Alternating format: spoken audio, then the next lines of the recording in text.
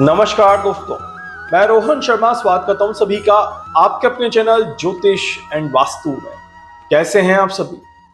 ग्रह राशि परिवर्तन करते हैं, ग्रह नक्षत्र परिवर्तन करते हैं, अपनी चाल में बदलाव करते हैं, बट कई बार ये परिवर्तन से ज्यादा खास हो जाता है इन परिवर्तन के बाद बनने वाले कुछ बहुत ज्यादा इंटरेस्टिंग कॉम्बिनेशंस। और ये कॉम्बिनेशंस देश और दुनिया पर, हमारे जीवन पर अलग अलग तरीके से प्रभाव देते हैं।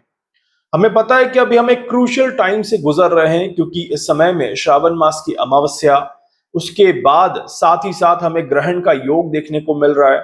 और ग्रहण योग के साथ ही हमें पता है कि बहुत जल्दी जो है वो सूर्यदेव राहु और केतु के संपर्क में आते हुए नजर आएंगे। ऐसे में राहु प्रबल होता हुआ नजर आ रहा है, और राहु जब प्रबल होता है तो डेफिनेटली विश्व में अपना कई बड़ा प्रभाव देखने को मिलता है। नेगेटिविटी काफी ज्यादा देखने को मिलती है, हलचल काफी ज्यादा देखने को मिलती है। अब राहु को अगर किसी का सहयोग मिल जाए तो डेफिनेटली राहु और ज्यादा उग्र हो जाता है, और इस सहयोग के साथ राहु अपने आप को और ज्यादा बली बनाने की कोशिश करता है। ऐसा ही कुछ योग यहाँ पर देखने को मिल रहा है। जब मैं थोड़ा सा रिसर्च कर रहा था तब मुझे एक बहुत इंटरेस्टिंग कॉम्बिनेशन यहाँ पर देखने को मिला, और ये कॉम्बिनेशन आज 12 अगस्त 2026 से ही यहाँ पर शुरू हो रहा है। आज की तारीख में मंगल देव, जो कि मिथुन राशि में ट्रांजिट कर रहे हैं, नक्षत्र परिवर्तन करने जा रहे हैं, और मंगल आद्रा नक्षत्र में प्रवेश कर रहे हैं। अब आप समझ ही गए होंगे कि ये कॉम्बिनेशन कितना ज्यादा खास यहां पर बन रहा है कि मंगल आद्रा के नक्षत्र में, मतलब कि राहु के नक्षत्र में है। और यहीं पर इसी समय पर आज की तारीख में जब कुंडली बना करके देखा जाए तो राहु जो है वो धनिष्ठा नक्षत्र में, मतलब कि मंगल के नक्षत्र में आगे बढ़ रहे हैं। तो यहां पर नक्षत्र परिवर्तन का एक बहुत बड़ा योग देखने को मिलता है। मंगल राहु के और राहु मंगल के नक्षत्र में अपना प्रभाव दिखाते हुए नजर आएंगे। बट कहानी सिर्फ यहीं तक नहीं है, एक और इंटरेस्टिंग चीज इसमें देखने को मिल रही है। यहां पर मंगल राहु के नक्षत्र में तो है ही है, मंगल के ऊपर राहु की दृष्टि भी यहां पर देखने को मिल रही है। और मंगल पर राहु की दृष्टि होने की वजह से हमें एक चीज और क्लियर पता चल जाती है कि राहु का प्रभाव जो है वो डेफिनेटली बहुत बड़े लेवल पे यहां पर दिखता हुआ नजर आता है। अब जब राहु के प्रभाव की यहां पर बात कर रहे हैं और मंगल का आद्रा प्रवेश कैसा रहेगा, जब इसको थोड़ा सा समझते हैं तो स्पष्ट चीजें देखने को मिलती हैं। पहली चीज, ये जो समय रहेगा ये किसी तरह के मिलिट्री एक्शन को दिखाता है। डेफिनेटली यहां पर इस समय में मिलिट्री काफी ज्यादा हाईलाइट रहेगी, मिलिट्री का इस्तेमाल किया जा सकता है, इस तरह की योग यहां पर बनते हैं। पहले तो ये पता करते हैं कि मंगल आद्रा में कब तक रहेगा। तो मंगल जो है वो पूरे अगस्त के महीने में आद्रा में ही रहेगा। सितंबर फर्स्ट वीक में मंगल ट्रांजिट करेगा वापस से और अपना नक्षत्र बदलेगा। तब तक देखा जाए तो मंगल का प्रभाव आद्रा में ही दिखने को मिलेगा। इसी वजह से ये पूरा अगस्त का महीना जो है ये मिलिट्री एक्शन के लिए काफी ज्यादा महत्वपूर्ण बन जाता है। कुछ बड़े स्टिंग ऑपरेशंस बोल दीजिए, या फिर कुछ बड़ी कार्रवाई बोल दीजिए, या किसी तरह का बड़ा कोई अपराध हो सकता है जिसको रोकने का प्रयास किया जाए, तो इस तरह के योग दिखाई देते हैं।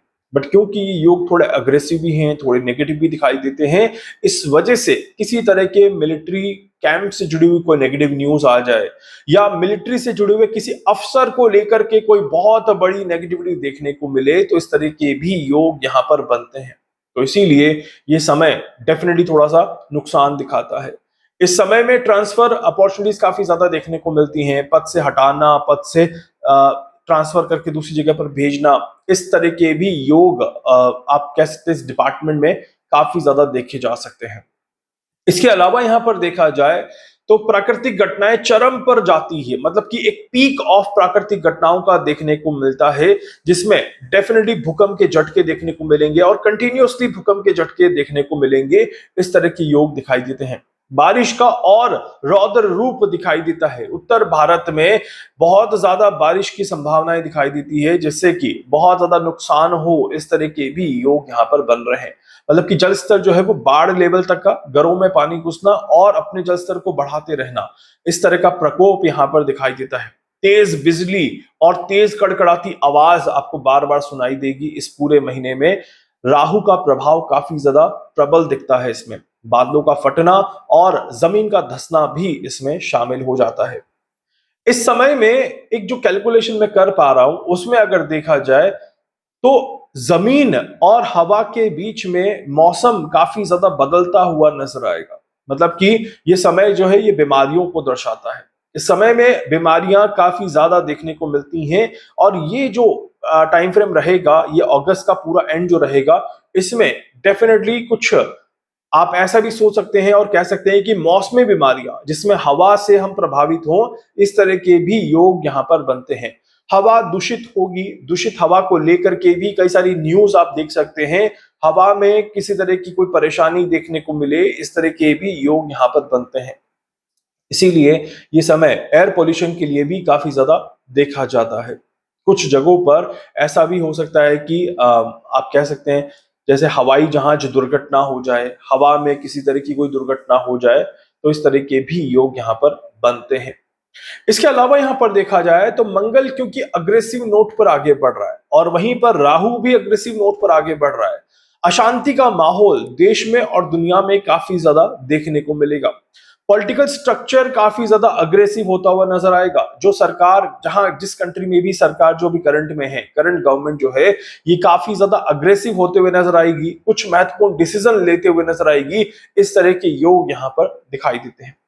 मंगल का आद्रा में प्रवेश करना आम जनता पर अशांति का प्रभाव लेकर के आता है, मन को दुख पहुंचाता है और किसी तरह की ऐसी न्यूज हम सुने जिससे कि मन हमारा विमुख हो जाए, तो भी इस तरह के योग यहाँ पर दिखाई देते हैं।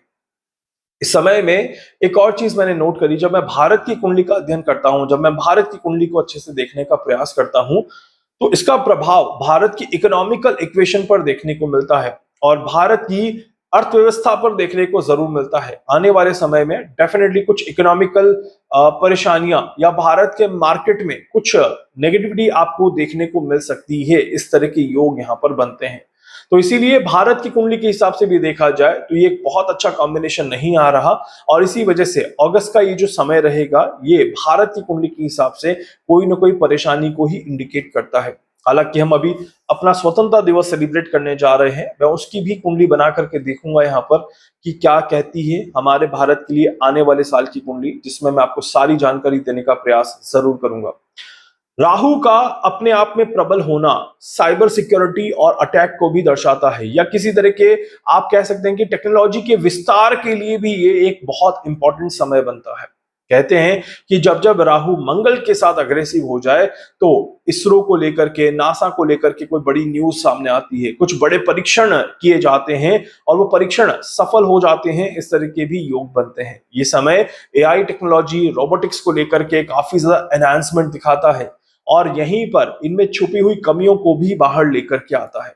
इसी वजह से ये समय जो है ये डेफिनेटली बहुत अच्छे परिणाम देगा, बहुत अच्छे रिजल्ट देता हुआ नजर आएगा और आप अगर टेक्नोलॉजी से जुड़े हुए हैं तो आपको भी अच्छे परिणाम इसमें जरूर जरूर देखने को मिलेंगे।